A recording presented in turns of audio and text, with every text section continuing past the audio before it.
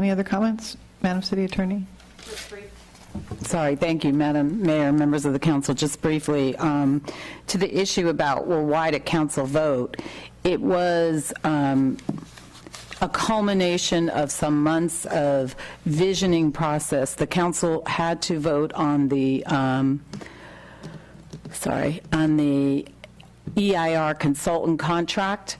And it was because we were having a joint meeting, the sort of, this is where we are, the council and the board was asked to conceptually approve a project that would be studied.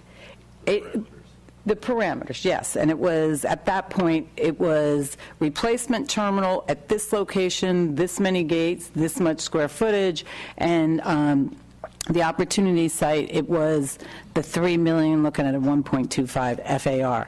And I do believe, this has been repeated, you know, that the airport authority heard what was said, at least that's what they've said publicly, and came back and are submitting an application that is at a 2.3 million square feet, or 2.3 million. I can't even talk, I'm sorry, it's late.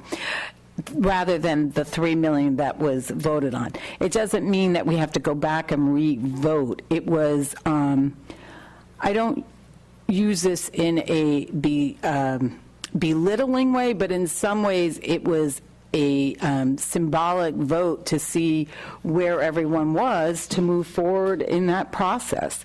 Was it necessary to take a vote that night? No. Did it make sense to try to see where it was? And I think, you know, the authorities said that they listened to both what council people said that night as well as members of the public in coming back with a reduced amount of square footage to study. So the real point is when we get that notice out that kicks off the EIR and we, in the next 30 days, have our meeting on that, what's going to be studied, people will have input into that, and the project description is what will eventually drive what's formally studied in the EIR, as well as the alternatives.